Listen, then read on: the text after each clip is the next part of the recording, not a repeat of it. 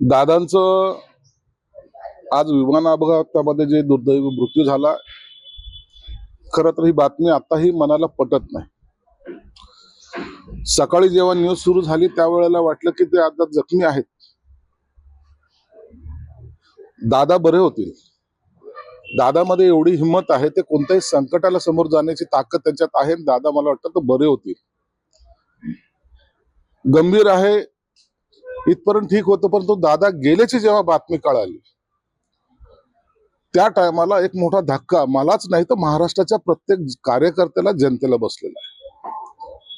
हा एक असा नेता होता की ज्या नेत्याकडे पाहताना किंवा त्याच्याशी बोलताना, त्यांच्याशी वागताना एक आदरयुक्त भीती वाटायची. दादा आहेत, खऱ्या अर्थानं दादा हा शब्द त्यांच्यासाठी लागू होता. राजकारणामध्ये अनेक संकट त्यांच्यावर आली, परंतु ते कधी डगमगले नाहीत, कधी त्याची चिंताही केली नाही त्यांनी. मला काय करायचं, मला काय निर्णय घ्यायचा, ते बेधडकपणे घेत होते. कालच शेवटची माझी त्यांची भेट झाली. काल कॅबिनेटला ते होते. मंत्रिमंडळाच्या बैठकीमध्ये माझ्या शेजारी बसलेल्या 2 सहकाऱ्यांना मी बोललोय, अरे दादाची देहबोली आज काही बरी वाटत नाही.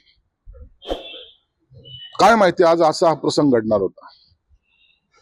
कालचं दादाचं दर्शन आम्हाला झालं, ते थोडा चेहऱ्यावर त्यांचा हावभाव काही बरं वाटत नव्हता. कॅबिनेटमध्ये हसून खेळून बोलणारे अजित दादा किंवा एखाद्याची फिरकी घेणारे दादा काल शांतपणे बसलेले होते. 1-2 विषयाशी ते मध्ये थोडे बोलले. बाकी दादाचं काल कॅबिनेट मधलं अस्तित्व मला वाटतं काळाचा हा महिमा असेल किंवा काळाचं त्यांना जाणीव झाली असेल की आता काय उद्याचं काय, म्हणून ते जास्त न बोलता कॅबिनेट संपल्याबरोबर गेले. दादांना मी जवळून पाहिलेलं आहे. अनेक वर्ष त्यांच्या बरोबर विधानसभेमध्ये काम करायचा मला योग आलेला आहे.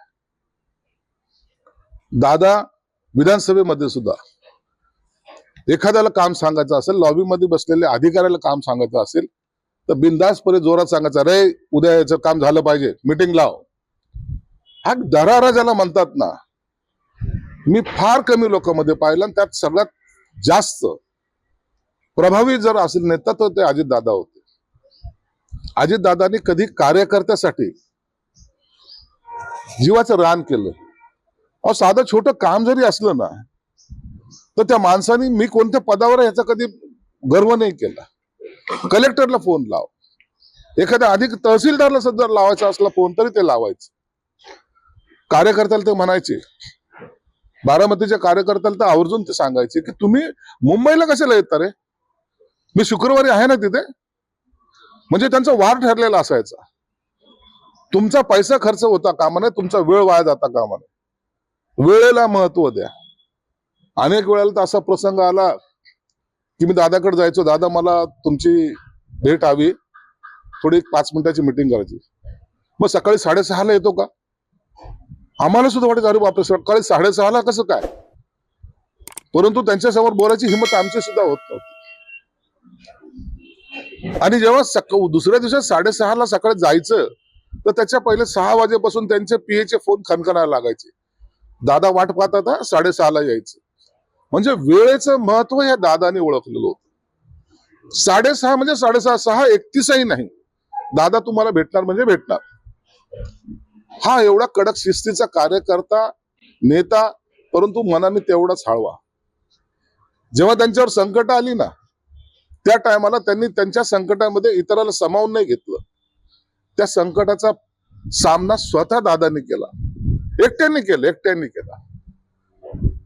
अनेक वेळाला त्यांच्यावर आरोप प्रत्यारोप झाले, अनेक वेळाला त्यांना कोंडीत पकडण्याचा प्रयत्न केला, परंतु तो दादा माणूस होता. त्या दादाने त्याची पर्वा नाही केली. म्हणून आज हा नेता आपल्यात नाहीये हे आताही मनाला पटत नाहीये. दादांची ती छवी, दादांचं ते भाषण, दादांचं ते बोलणं, दादांचं ते चालणं, दादांचं कार्यकर्त्याबरोबर वागणं, दादांचं आमच्या बरोबर असलेली जवळकी, प्रत्येकाबरोबर असलेले संबंध, प्रत्येक पक्षाच्या, एकाच पक्षाच्या नाही, अनेक पक्षांच्या लोकांशी, ते जर डोळ्यासमोर जरी आणलं ना तरी नाही, दादा जाऊ शकत नाही सोडून, ही भावना मनामध्ये आहे. माझ्यासारख्या कार्यकर्त्याला त्यांच्याकडून फार काही शिकता आलं. दादा हे असं व्यक्तिमत्व ज्यांचा दराराही होता, आदरही होता आणि लोकांना त्यांच्याबद्दल असलेलं प्रचंड प्रेम आम्ही पाहिलेलं आहे. फटकळ स्वभावाचा असून सुद्धा दादांचा शब्द लोकांना आवडायचा. दादा बोलतायत, दादा सांगतायत, ते ऐकलं पाहिजेत, हा आदरही लोकांचा त्यांच्याबद्दल होता. म्हणून दादा आज आपल्यात नाहीत. ही महाराष्ट्राला मध्ये तर पोकळी निर्माण झालेलीच आहे, परंतु कार्यकर्त्याच्या मनावर जो आघात झालेला आहे, त्यांना जे दुःख झालेलं आहे, मला वाटतं हे न भरून निघणारं दुःख आहे. आज त्यांचं कुटुंब येतंय, सर्व होईल, अंत्यसंस्कार होईल, श्रद्धांजली वाहिल्या जातील, परंतु दादाची स्मृती ही कार्यकर्त्याच्या मनातून कधी पुसल्या जाणार नाही.